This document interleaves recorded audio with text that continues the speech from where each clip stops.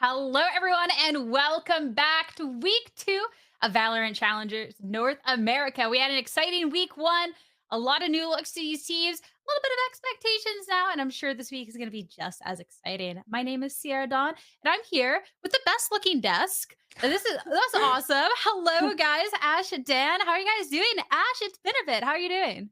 It's been a while. I'm doing really well. I'm really excited to hop back over to this side of the pond for the 2025 season and join back on the NA crew. Hopefully everyone is accepting of my return, but I'm looking forward to seeing what this season brings because as we saw in week 1, there were so many changes from the end of 2024 to the teams that we're seeing now today. It was such an exciting week 1, honestly. And of course, we welcome you back. So glad to have you here. Dan, last week was the matches were exciting. It was, I don't know, everything I would want out of a week 1 here of our tier 2 scene. It was really good. It was a mix of teams that we expected to be good to continue to look good for us to have those high expectations on this second week, third week as we move forward, but also having a couple of those upsets that I feel like we're going to talk about very soon. And this week we might have some more. Yeah, you're not wrong about the very soon. Pulling up how week 1 went down. This was just crazy. I know going into it that there was quite a few new looks for some of these teams. Looking at the Shopify Rebellion Black, for example, Yeah. who took that loss to Burger Boyz.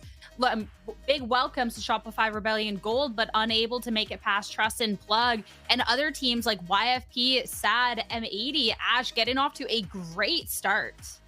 Yeah, I mean, M80 are looking incredible, but drawing those eyes back towards the upset that you were talking about a little bit earlier that Dan also kind of gave a nod to, Yep. particularly that Shopify Rebellion Black versus Burger Boyz matchup. That was, I think, a little bit of a shocker. You look at the Shopify Rebellion Black, you think, okay, maybe on paper, that's the team you expect to be the ones taking that series. But I think Burger Boyz are definitely an underdog when you consider their roster. And I'm really excited to see how they're going to fare up today against Rankers, too. It'll be really exciting. I think every single one of us on the desk and for the casters, if I'm recalling correctly, got that wrong in terms of our predictions. I don't think a lot of us saw that coming. So that's definitely going to be exciting to dive into for today, as Rankers versus Burger Boyz is going to be our very first match. And it's cool that we have kind of this underdog in Burger Boyz, considering how we thought that they were originally going to stack up, going up against Rankers, who are stage 3 challengers champions coming in from last year, and it's super exciting to see them in this league environment as well. So going in first, talking about this Rankers team, Dan, stage 3 champions. They've had one roster change since there, but this was a team that was electrifying to watch throughout that entire stage 3 competition. Yeah, that's why this is one of those teams where expectations are pretty high. It's a team that also came out of nowhere. If you were watching stage 1 and stage 2, then you see stage 3, like, wait, what's going on? Who is this team? Honestly, you might recognize a few of these names if you haven't seen it on the main broadcast. I promise you're going to see them a lot more, like Inspired, like Extra, like Poppin, I think are the biggest highlights. But it's a team that is slowly making those improvements. I really like what they bring to this Challenger season because it's their own new style, their own new like taste to what they want to do with these compositions, with these ideas, even if they end up being a little bit more standard sometimes. I mean, you're talking about where the names might be familiar. If you don't recognize them from broadcast, you might recognize them on the top of the ranked leaderboard. That's the whole thing with this team, is they're absolute ranked demons. So to see them kind of shake up the challenger scene is so exciting. And talking about our first ranked demon here, our Yoru one trick. I mean, Ash, we got to talk about Exter. He is so exciting to watch. He was popping off last time and staying true to his ways, and it's working out.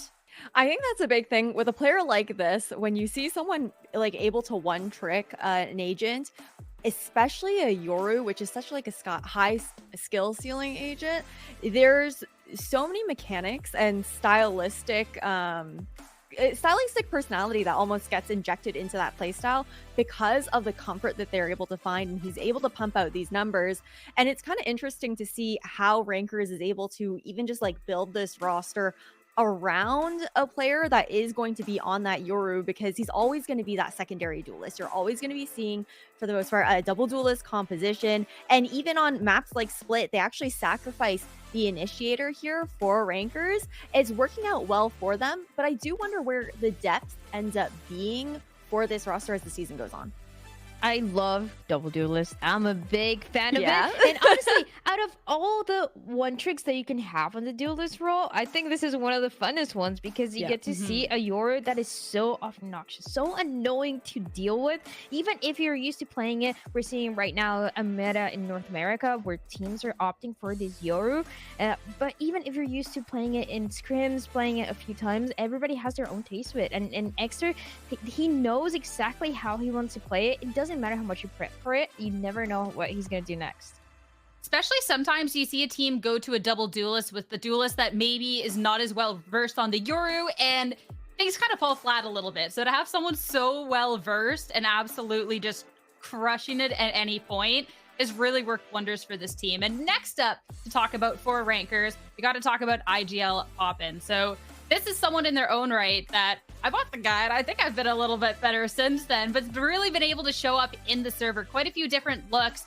Then last week, we got to see him more on that initiator role, but being able to call and have that trust of the teammates too, I don't know, it's such a cool thing for this team. It's really nice, and it really compares and it really contrasts to what we just talked about in Exter, where he's only playing the Yoru across all 3 maps that they played last week. And then you have Poppin kind of playing everything. You said mostly the initiator, right? Playing a little bit of that Teho, getting a taste of what that's going to look like, but also going on the Sova, going on the Viper. So this is an IGL that is very flexible, and you can tell he's just trying to have his team be really comfortable, play whatever they want, and he's gonna adapt around and on the fly. And throughout the season, I feel like we're gonna see that a lot more. Yeah, he's also really young IGL too. I think he's around like 20 here for Poppin. So I think it's pretty incredible to see like that flexibility that he's able to provide to the team from a young age, on top of the leadership skills there as well. And it also just ties in so well with the fact that you're going to see him, doubled up, paired up with Kane Zera, since that is what allows Exter, who we were just talking about earlier, to actually go out and do his own thing. I love too in that little highlight reel that we got the little knife kill with the attempted to defuse of the spike. That's a violation right there. But hey, this team has fun at the server, and it's always so much fun to see. And now we got to talk on the flip side of things. The team that maybe looked a bit more of the underdog in last week's series, but certainly showed up in a really big way. It is Burger Boyz. Also love that name, by the way. But looking a little bit further into this team, even if maybe there was a little bit of disrespect put on them last week, Dan, these are players that have been around. Like, this isn't totally out of the blue. There is a lot of seniority in this team. Well, that is the cool thing about Challengers right now, is that we're having a lot of these. I mean, it's not even new names, like you said, but new teams that we're still getting to know. We're still getting to show on the main broadcast, and this is one of them. Burger Boyz, like you said. People kind of make fun of the name, and then you look at their roster, you might not recognize them. It's like, yeah, obviously Shopify Rebellion Black is gonna win that. And I mean, they had a different story to tell. Another team that is also playing in running with a few different ideas that are really nice. They're going with these standard compositions, but having just slight changes here and there. And that is kind of what is helping out so well. I mean, we're gonna talk about it soon, but the head-to-head with the two duelists, I'm excited to see it. When the head-to-head is so exciting that we're trying to get ahead of ourselves here. We got a couple more boxes to tick off first. Talking about seniority on this team. Someone who's been around for a bit. Got to talk about Retro. Showing up big in last week's series. But Ash, this is someone as well that if you look back at all the matches that he's had, all the different teams, like, he has this experience. So this is exciting to see, especially with this new roster. I think that is what's really cool too, is when you are looking at these Challengers players and players like Retro, the fact that he's been on a myriad of teams within the tier 3, tier 2 scene, it gives him that experience of being able to kind of learn how to play with a lot of different kind of play styles, which I think is really important for an initiator player, especially because you kind of get adjusted to maybe different pacings, timings, etc. And he just does so well to both support his team, but also frag out on top of that utility that he's throwing out for them as well. Yeah, and the first part of our little head-to-head that Dan is so excited to talk about, next up we have to talk about Bonnie. So I was curious about Bonnie going into this, considering Bonnie doesn't have the same wealth of experience that maybe Retro has. But Bonnie, I mean, Dan, this is great stuff to see from this duelist. Yeah, it's nice to see you running and playing. Just last week we got to see a little bit of this race on Split. That was really nice. You can more than anything, I like the support that the team is giving Bonnie for success. And then you see him in other maps wanting to experiment a little bit more, going with the Yoru. But I think the race overall is one of the ones that you really need to be paying attention to on this match, because it's very likely we are going to see it a lot. Yeah, 100%. Though I am excited at the possibility that, you know, Yoru is in Bonnie's agent pool, so hopefully a little bit of that. I'm excited. But honestly, this Raze gameplay, Ash, has just been top notch. So I wouldn't be too upset to see a lot more of that coming out today. No, definitely not. It's going to be interesting to see how that goes head to head with KaneZera on the side of Rankers. So it'll be, I think, pretty electric in the server today. And when you look at this head to head here between Exter and Bonnie, again, you've got the Yoru one trick. The depth that he's able to pull out with how he has like those crazy plays, how he can always consistently take you by surprise. But then there's the consistent explosivity out of Bonnie that always has really great follow-ups from Retro, being that initiator, the one that's usually following side by side. If he's on that sky, he's going to be flashing Bonnie in. And our eyes are really going to be drawn towards the fact that these are two very different players with what their roles are actually within this team, because Exter is a bit more of that disruption and Bonnie is more so that player that you're really looking to be the tip of the spear. The thing here is I know we have this because we want to talk about the Yoru and maybe the Yoru versus Yoru on this match, but that map of Pearl where we saw him on the Yoru, where we saw Bunny on the Yoru, it was not the greatest. It was a 13-3 that they ended up taking, and that half they could only get one defense round. So that's what I'm saying. More likely than not, you're going to be seeing him on the Raze in Pearl. I feel like they should not let as an opportunity to play. Hey, well, we'll see if they've changed anything from last week or if it even shows up in the pool, as we do have our map picks and bans ready for today's series. Both of these teams last week were playing all three maps. They got that wealth of experience. And yeah, I mean, Dan, you called out the Pearl, the Yoru that didn't work so well. Burger Boyz banning it out, and we're going to Haven first. That map of Haven is nice. Only Rankers played it last week on the first opening match of this season. And it's where we start talking about these compositions, about this double duelist, about what Exter can do on the Yoru, especially because we don't really see it very often. We saw EMEA running this composition, Fnatic running it last year with the Yoru and the ISO. And it kind of works out because it's a competition that fits the team, but also fits the meta because it's not the greatest to deal with. Hey, I'm sorry. Go ahead. No, sorry. I think we kind of expect like the Haven and the Split to come out, right? Because they do share like a very similar map pool between these two teams. But my eyes do have to be drawn towards the Abyss in particular here. All things considered, yeah, we've seen Burger Boyz on this map before, but this has been untouched so far by Rankers. So it's going to be, I'm curious to see what they have to pull out when the meta has been developing in such a very, in such a creative way. I feel like every single team has a very different approach to this map. I feel like I'm willing to bet that Rankers are going to bring out, I don't know, a Yoru on Abyss, even if we haven't seen it so far. I don't know, maybe... Yeah, Dan. They will, though.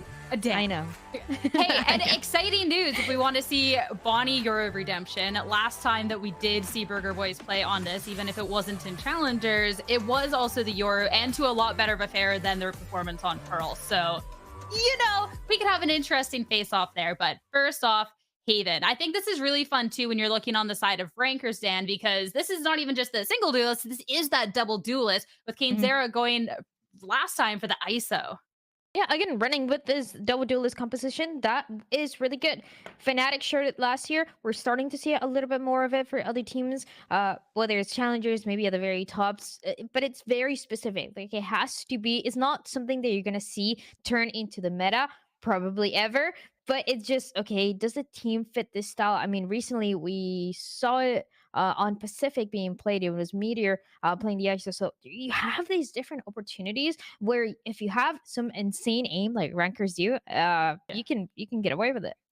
They can get away with so much with their aim. It's nuts. But I'm not disrespecting Burger Boyz this week whatsoever. But with the official predictions, even if I'm not disrespecting Burger Boyz at all, I did still have to pick rankers. I mean, being here throughout their stage 3 performance, seeing them go from this team that we didn't really recognize to, oh my goodness. I mean, Dan, we're aligned here. We had to pick them.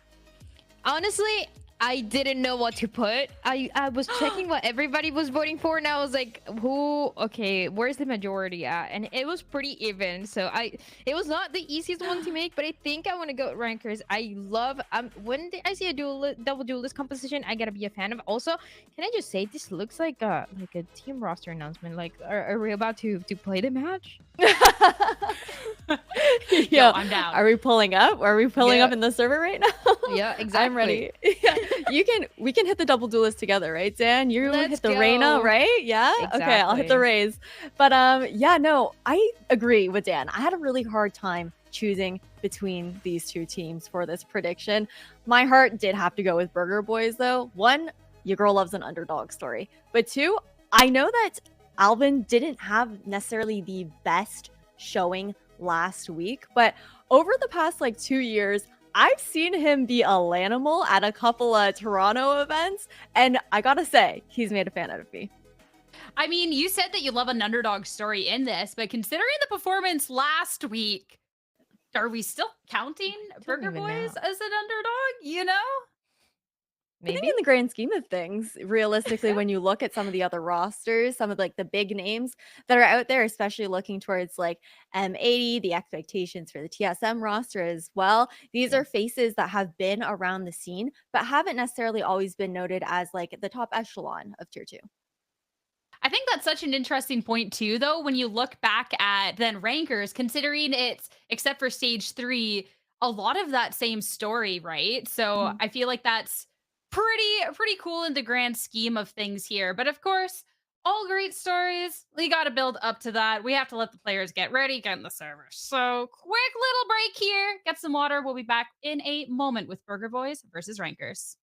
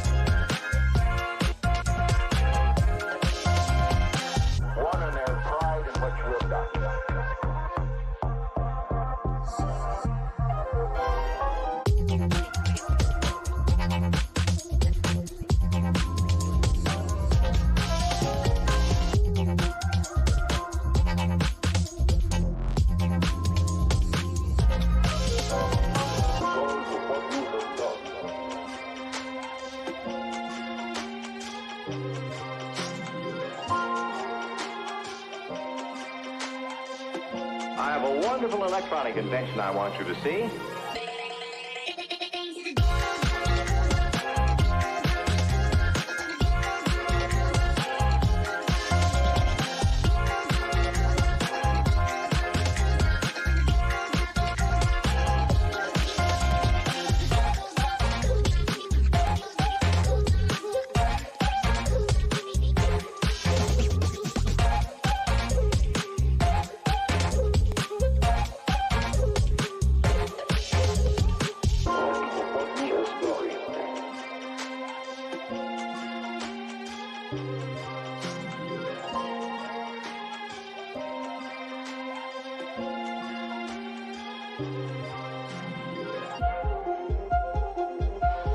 got to the point where we could control the laws of nature by device and electronics.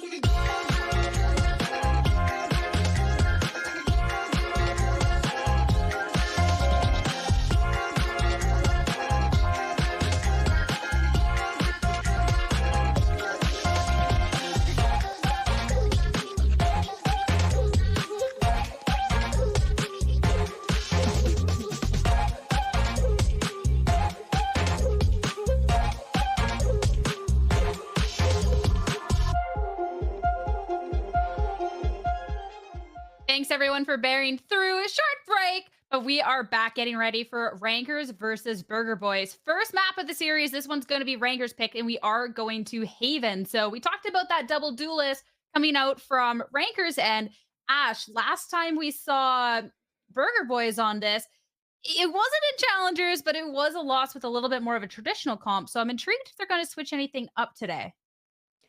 I think there's always a world where Burger Boyz is going to switch things up because they do kind of lean into almost like a more puggy play style in a sense. They have a lot of flexibility with how they've been looking to shake things up. They've already changed their composition like three times historically.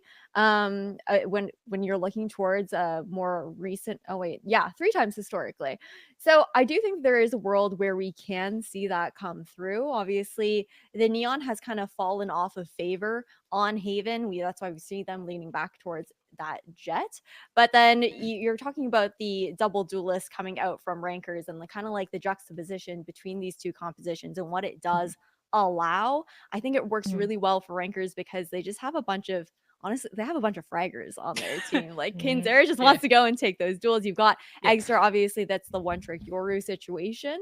For Burger Boyz though, I don't necessarily see them leaning as much into that double duelist composition. I don't think it really matches their playing style. I think they're more focused on being able to have the two initiators assisting Bonnie as much as possible on his engagements. Yeah.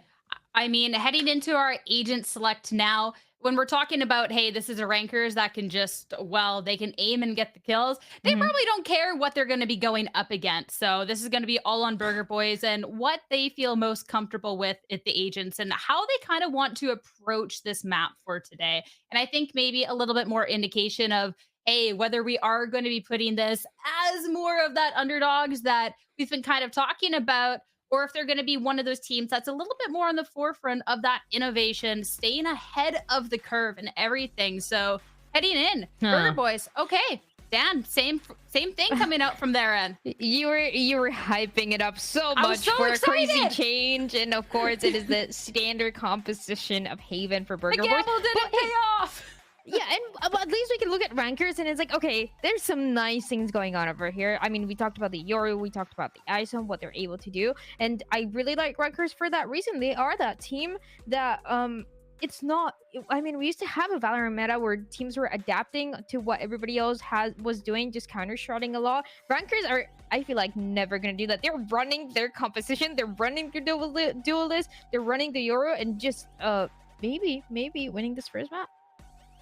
All right. I mean, Ash, you predicted Burger Boyz here, not switching up the comp, going up against this double duelist. Final thoughts? I'm liking it. I think you've got a lot of support to help Bonnie try and close those gaps.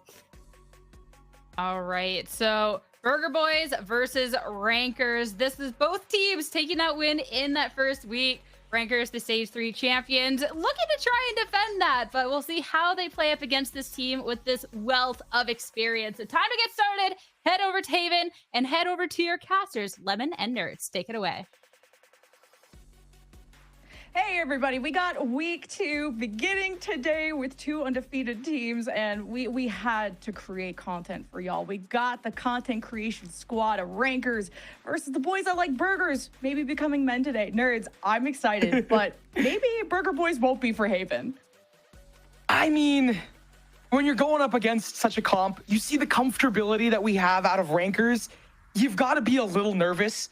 You know, we saw, I mean, Ash talked about it, Dryad talked about it, where the comfortability aspect of Burger Boyz, they weren't the most, like, successful with it when they brought it up on the desk.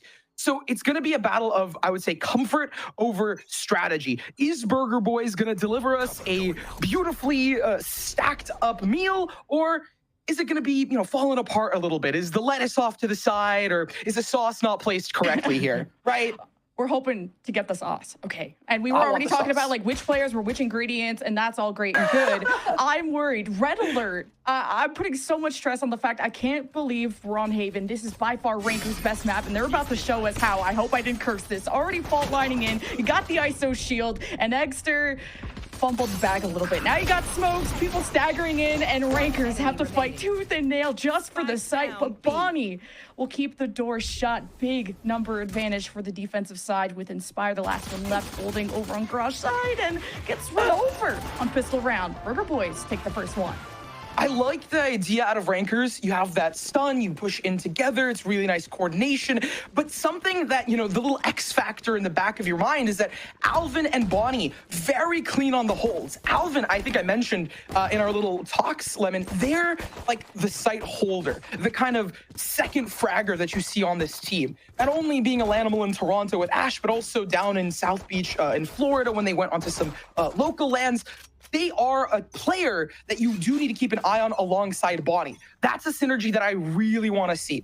And now, heading into the anti-eco, I think Rankers are just going to try and find value here. Generate something out of nothing.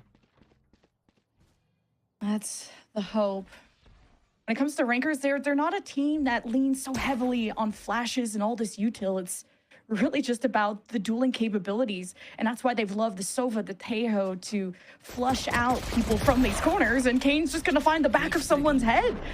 A little bit of sleep at the wheel. Now Burger Boyz have to worry about what's going on at sea, and they won't be able to see what's on the other side of that smoke, so should be a free plant for Rankers. Keep in mind, Inspire can go for a backstab here depending on how eager he is. Probably gonna wait for comms, wait for the break-in from Burger Boyz, and of course Rankers keep an eye on Garage. So how are Burger Boyz gonna fill in? Well, the smoke's already down. Kane just spotted them walking by. You got the aftershock. Rankers have just given up the site and are flaking around, just surrounding them and picking them apart, but the defuse is being held, and Burger Boyz are just gonna get the round.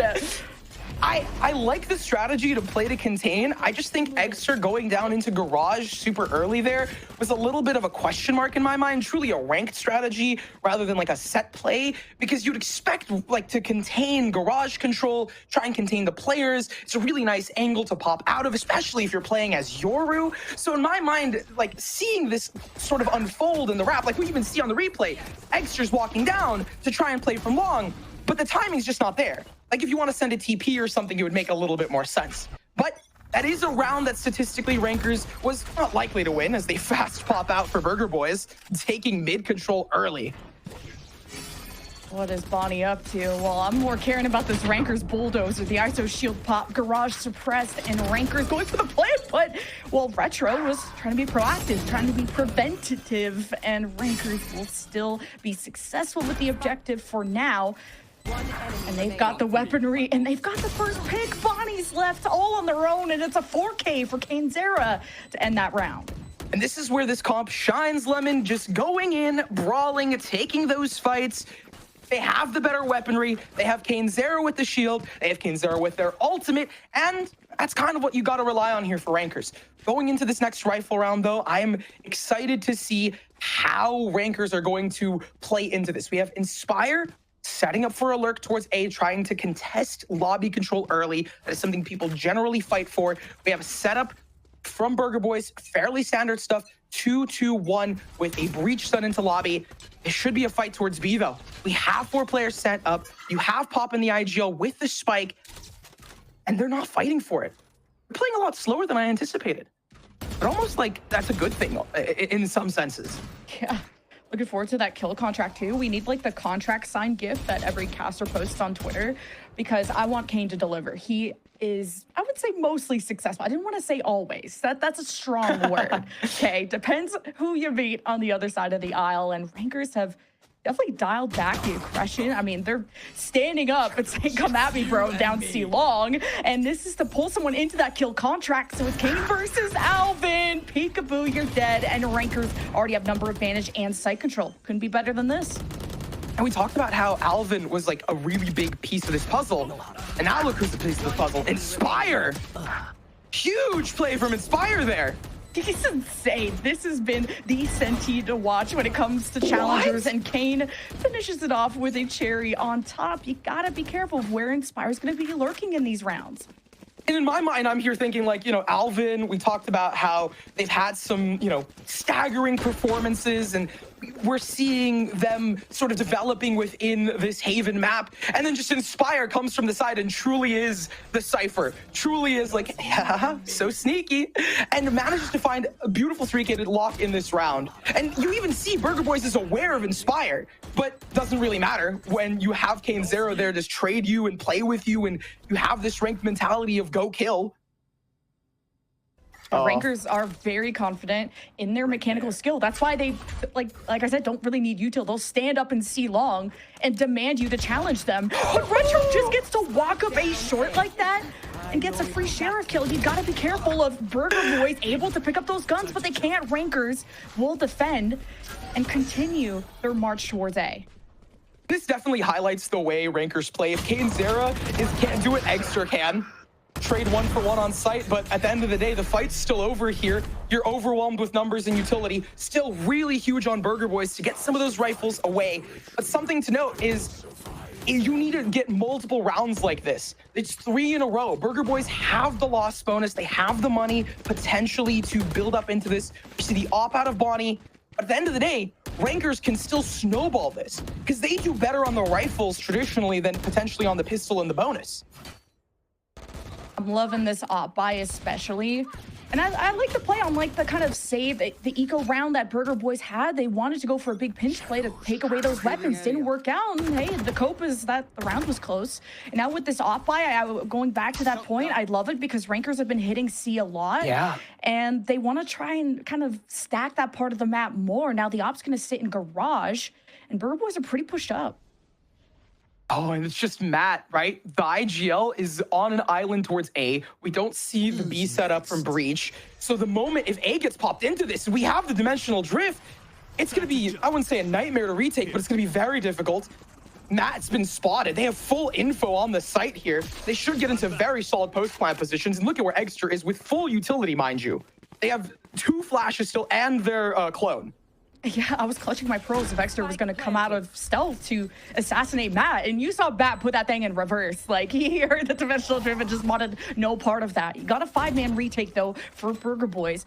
And the op handed over to Retro so Bonnie can dash in and give Rankers the business, but they're all looking forward at the exact entryway. Burger Boyz have someone in heaven. That's that Sova to try and get a recon, to get some better info, to see just how close Rankers are. And Exter, the doorman, removed at the front. And it's Ion and Inspire in a 2v2. Retro still with the op. And Ion swings and dances against cover so well to give Rankers the win.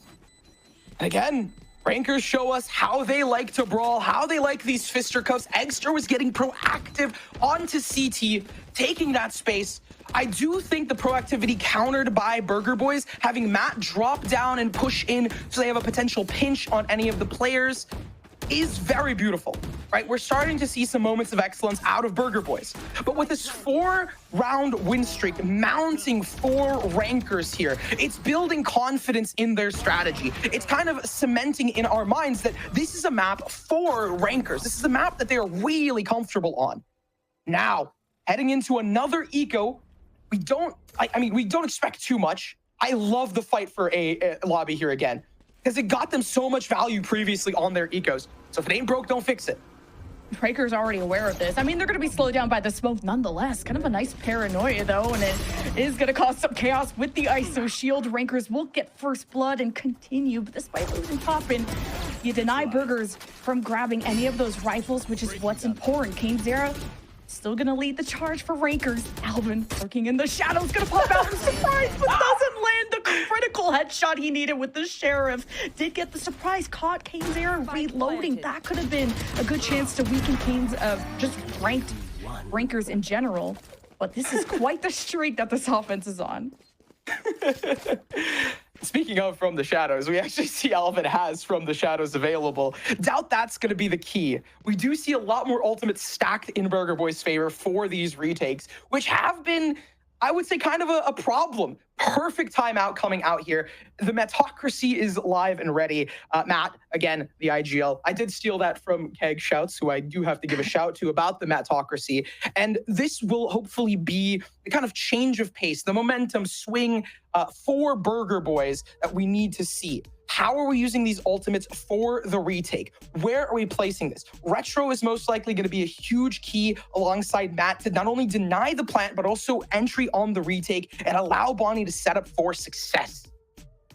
Absolutely. I like that Burger Boyz, they're not afraid to just let rankers take the site, and for Burger Boyz to have their entire team ready for that retake, as you said. So perfectly fine. If it's going to be an A hit, leave it. If it's going to be B or C, you can pinch from both sides. And I'm really looking at Retro to make that big play with the Rolling Thunder. This is what you're going to be to draw rankers in to the site. Use Rolling Thunder in.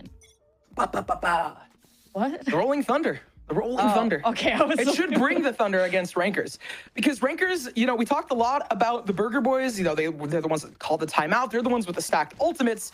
On the flip side, we do have counter aggression. Kane's Zera takes a 1v1 on Retro if they can find a read or if they completely avoid them. It's going to be really huge to sway the momentum back in rankers' favor, keep that 6-2 alive, keep the pressure on these rifle rounds, and just build into the fact that rankers is dominant on Haven. And the Bonnie op shifted to C, just unlucky to shift away, and the kill contract misses. Great dash from Bonnie, but is gonna need some help. Vicente by their side, and the upshot right through the ISO shield, and now the Hunter's Fury to flush out the rats from the site, and it's a 5v3 to kick things off. Rankers, they just never start off on a bad foot. And who's to say that, you know, rankers don't have strategy? That was brilliant. We saw a Hunter's Fury going in. Sure, Kane's Zera whiffed on their ultimate, but it allowed them to say, hey, wait, nobody is on plat. Let's just send Egster down, pop this ultimate, give Egster supporting fire. Egster is brilliant on their own, and boom, the site collapses. You have Inspire working their way into Garage, and now we have 6 on the half for rankers. They've locked that in, and they are nowhere near stopping their roll. Oh, man. And there's that TP I was talking about. It's just so brilliant to see how they layer utility together, even as a ranked squad. And I could see that Burger Boyz are trying to change it up and adapt. They know rankers are confident enough to extend out of sights in the post plant, so Burger Boyz are trying to check the corners, and they're still losing those duels. So Burger Boyz are falling more and more behind now with another eco round of a lot of sheriffs, a lot of ults. Do you want to invest it in a very slow, quiet start for rankers, as they've been given free range of A long? No one's watching that for Burger Boyz. I feel like at this point, I mean, it's definitely going to be the 7-2. It's how many can Burger Boyz take down with you? And with Nanners falling on the site and Inspire taking entry, it's just kind of a 1-for-1, I guess. Okay. Good on Alvin. Picks up some more. But I think there was a small desync between Nanners and Bonnie, because they were both on site, and Nanners looked like he wanted to use the cages to, well, try and throw things out, go for something, and Bonnie had left, so I'm wondering if the two would have stayed there. He could have traded. I don't know who was wrong, who was in the right, but you got to stick together, you know? I think they just got overwhelmed more than anything, right? The pressure. I mean, we'll see more in the replay here. Beautiful sync here, but just the way that we see it, we see Burger Boyz trying to play coordinated. Alvin going with Retro on the retake to hold across out of CT, and it just falls apart because there's raw aggression out of rankers just clicking on heads, in the immortal words of Bren. Look how much map control rankers are allowed to get over on the A side, and I'm liking that, Bonnie. Okay, you're gonna hit A this many times in a row, but do you know the flank is coming? Well, there is going to be a tripwire that'll reveal Bonnie's flank, and rankers not going to waste any time. Just getting on the site. I honestly thought Bonnie would try and jump around it or updraft and create some sort of pinch play, but it didn't work. There's that ultimate to stop them. Yeah, and rankers still have to group up, and extending out of the site is Inspire. Who expects someone to just sit there? None other than rankers, none other than Inspire. Spire, but Retro was there for the trade. But you still are at a deficit. Rolling Thunder at the ready, but with smokes, you're just walking in blind, literally. Now the vulnerable from the ISO just makes things easier for Rankers to hold down the fort. Retro ideally would love to keep this Vandal with the state of the economy that the defense is in, but is still gonna have to drop it, unfortunately. I could see the vision out of Burger Boyz to get aggro into mid, go for a flank, try and play to contain them on the site so you can pop the Rolling Thunder into ultimate. The vision's there. But in execution, Rankers just decide, no, we're gonna brawl ahead of you. Like, Inspire single-handedly just read into it. It was like, I'm just gonna push in. They got the 3K. Sure, they fall, but it doesn't even matter, because you're playing so proactive on the Ranker side and being like so round for round that you kind of stunt how Burger Boyz wants to play. We call that we wish that Bonnie found a way to break that tripwire to get Rankers to turn around. And even if you don't show yourself to, well, First Blood, that is how you show yourself. And we needed Bonnie to be more confident in that mid courtyard. But you got Dimensional Drift, Rankers have already taken C, and there's a smoke standing in Burger Boy's way, off the Paranoia, off the Rolling Thunder. They emerge, and Rankers are just barely holding them at bay. It's been a 3K already for Bonnie this round, and this is a real chance for Burger Boyz to get a much needed round on the board. It's a 2 versus 1. But a Vandal, Hero Vandal for Bonnie, as Exter plays with all his utilities, teleports in, had the flash, but Bonnie had had Manners back.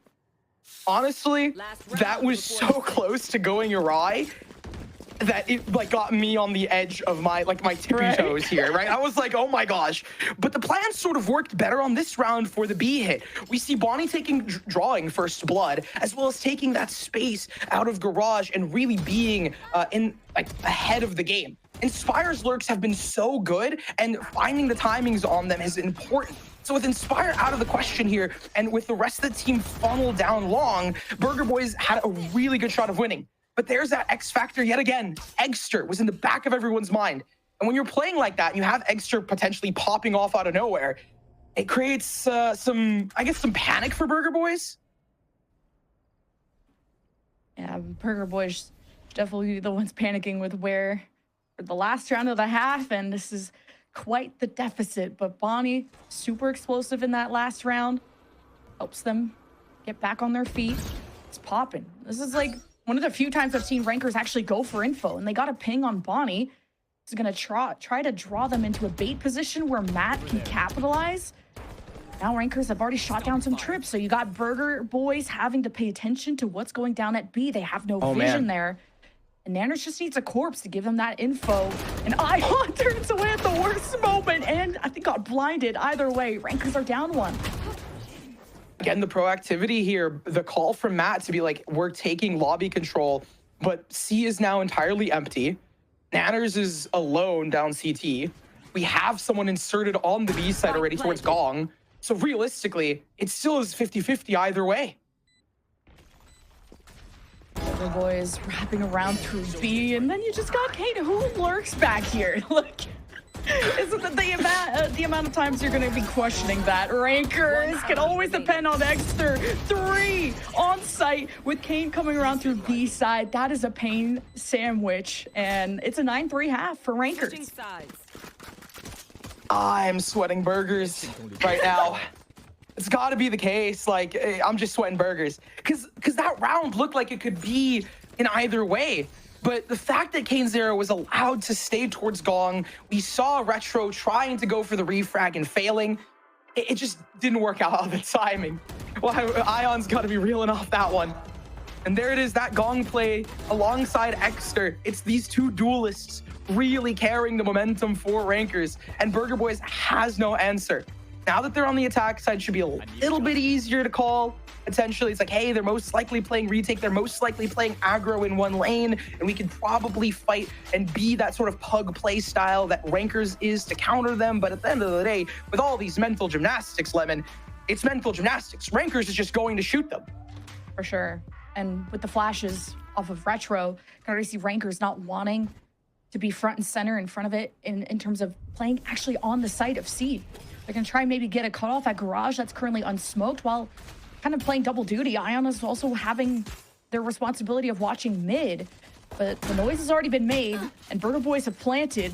Jet smoke's in place, and Burger Boyz don't have any info. They're going to use the drone to get info on Garage, and Rankers have multiple angles, but they've already taken some damage just trying to creep through that smoke. I mean, they're going to be ready for a re-hit, right? It's the retake, rank mentality. Oh, and the ping through. Oh, man. Exter never chokes those. That's crazy. Pretty even matchup so far. And the ISO shield leads the way, and Kane, just the bullet sponge, delivers the killing blow to Burger Boyz, who only have retro left. The defuse halfway just needs to prevent to get a shot onto the Sova, but man, the friendship levels are too big on Ranker's side.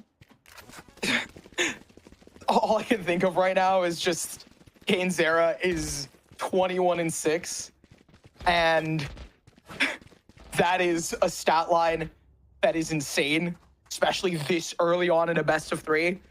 And I had high hopes for this to go to a game 3, but Kane Zera has just been dominating on Haven. And teams are 1,000% going to be starting to notice this.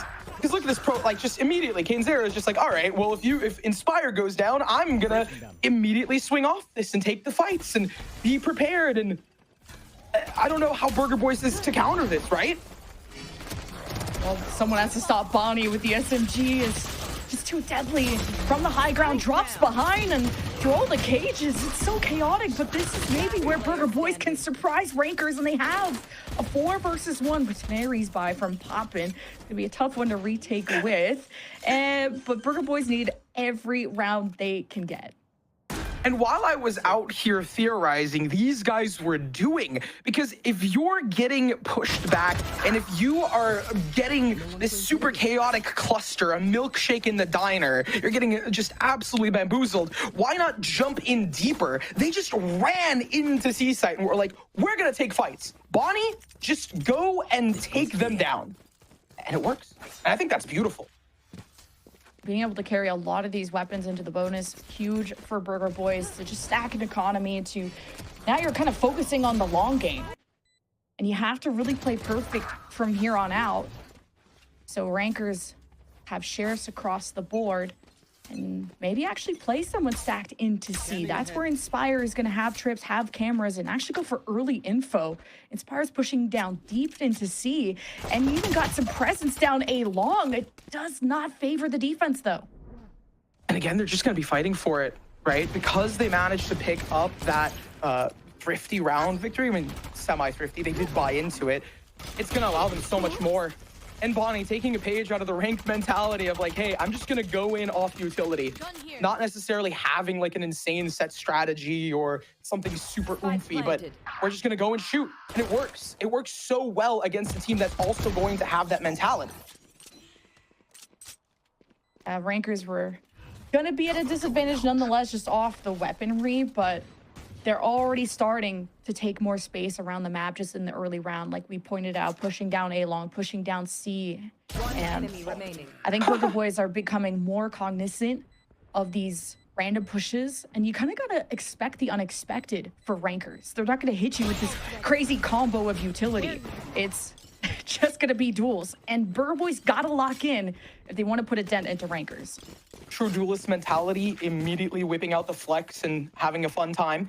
But Bonnie, by the way, talking about said duelist, coming alive almost of their own. In a do or die scenario, we're starting to see Bonnie thriving with the kills and with the pushes. They are building up into this. The sandwich is getting stacked, so to say. And exactly what you want out of this player, to have confidence against a team that has been dominating you. An outlaw buy like that from Bonnie. And Burger Boyz are the team to watch this week, in my opinion, just off of like how the desk talked about that upset against Shopify Rebellion Black. And those are some very experienced, very talented, accomplished players.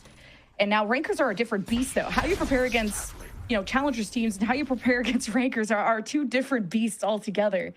And Burger Boyz are pretty traditional on their approach, and well, especially to Haven. And just avoiding this map in general is something they're going to have to put in their notes, because this is Rankers' best map. Well, let's see what Bonnie can do popping the ult, getting the attention of Rankers over at C. And Again, this is going to be the updraft, the dash in, focuses on that Senti. Ion was blocked off by the smoke, and Rankers still collapse on the duelist. The follow-up from Burger Boyz just wasn't fast enough, not good enough. And Retro falls last, and Rankers get up to 11. Just, I would even say a bit unlucky in terms of the stack, because you saw the re-entry.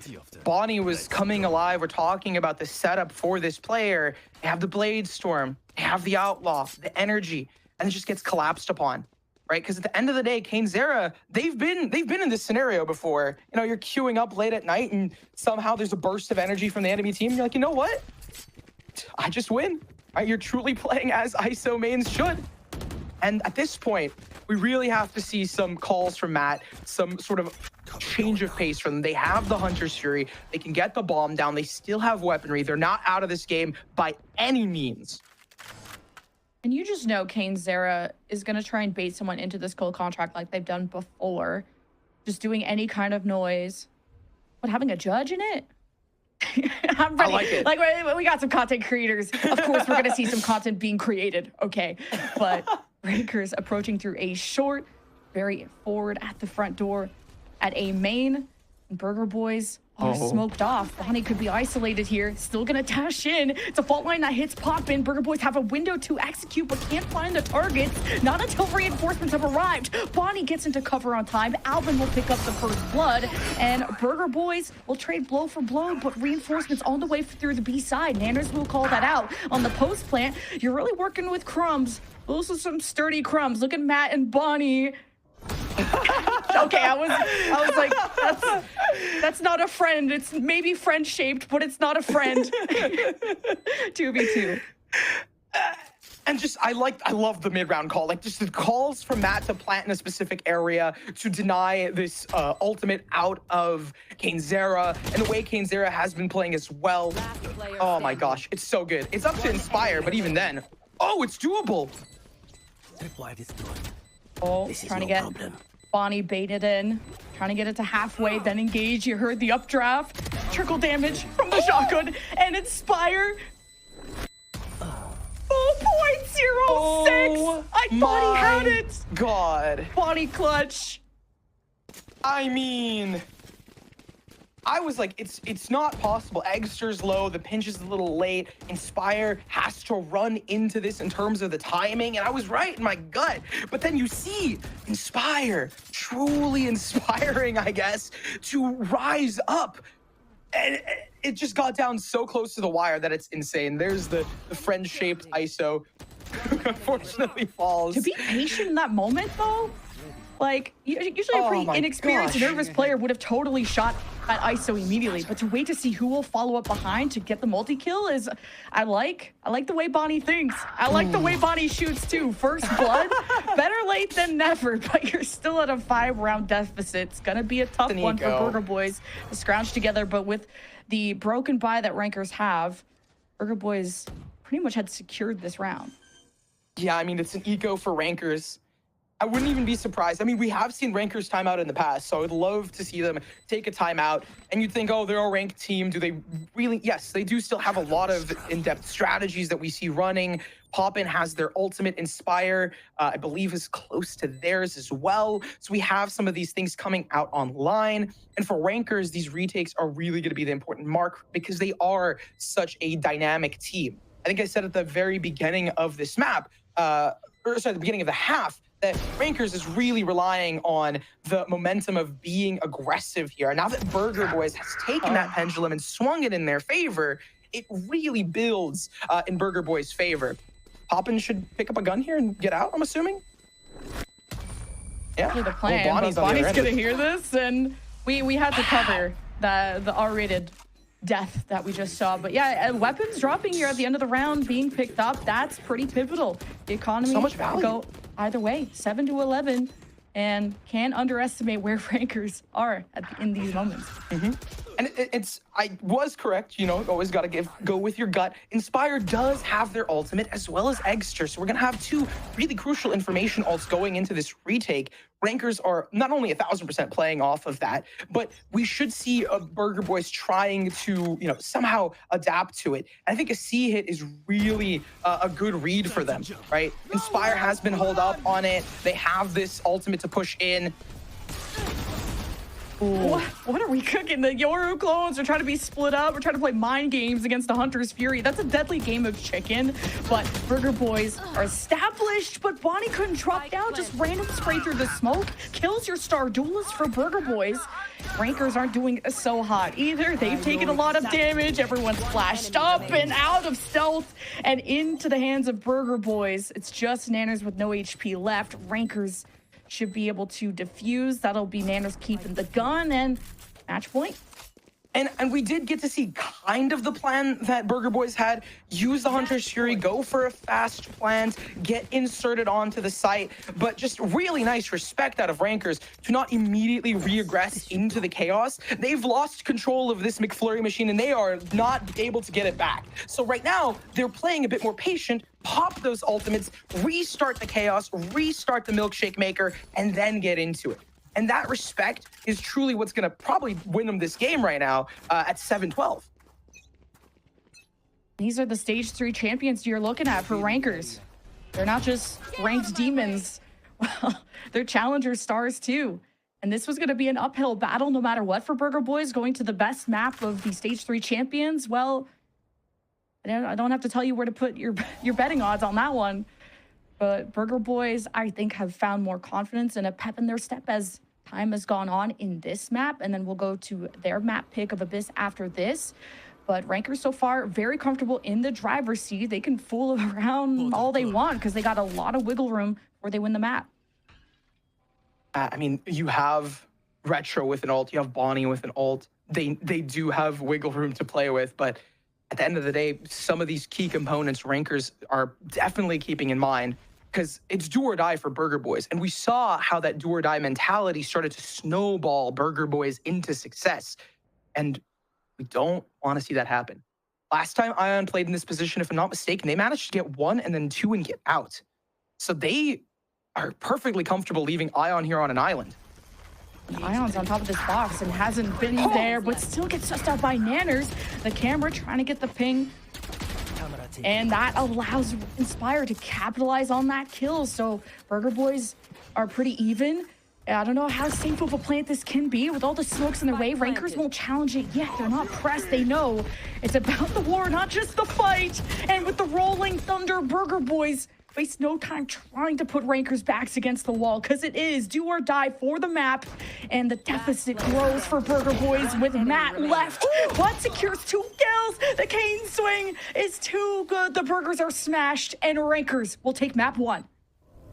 Oh, caramelized and crispy on all edges. Smashed up and Rankers take the first. I wouldn't even say it's expected, but like the fact that it got so close, we saw comeback potential out of Burger Boyz previously. So you got to give them sort of that nugget of, credence to their play. Like you give them efficacy, I think is the better word here, that they have the ability to bring and rise this back up. But unfortunately, Rankers is just too strong on a map like Haven, and teams are 1,000% going to be taking note of this sort of ranked mentality that Rankers have to just go in, take fights, start the blender, and have the patience to be able to fall back on defense and then keep control of the chaos. It's truly a story of controlled chaos for Rankers. And just Rankers aren't going to give you a large window to really duel them with. They're extremely accurate. They're really a team that'll tap their shots. They're not just spraying. They really are surgical with these duels. And that's why you'll have someone like Poppin on the Sova, on the Tejo that we got to see last week for the first time in Challengers, kind of show how they can manipulate the position of their opponent to make them uncomfortable and to really favor Rankers in these matchups. And like we said, Haven was going to be the bread and butter. This has to be a must ban if you go up against Rankers, or just really any map where you can force them off the ISO. That was the only weak point, quote unquote, and not even putting this all on Kane on the Raze. It's just, it was a different team to watch them on the Raze Yoru versus the ISO Yoru, and just how much more Kane flourished on the ISO, being able to walk in with that shield. That was the main source of their entries. And like it's interesting because you have Eggster goes in, Kane goes in, and if one of them it's like a layer. So if one falls, you still have another shield. And not only do you have another shield, you have ISO with 2 shields. So no matter what, this onslaught keeps going. I am really interested to see how the rest of this match develops and how this team develops for both sides. But realistically, Abyss is going to be coming up. I have some thoughts on it. I feel like you might have some thoughts on it as well. But for that, I mean, in the grand scheme of things, I think we're going to be heading to a break. And when we come back, we're going to be seeing Abyss. So we'll catch you guys in just a couple minutes. See y'all.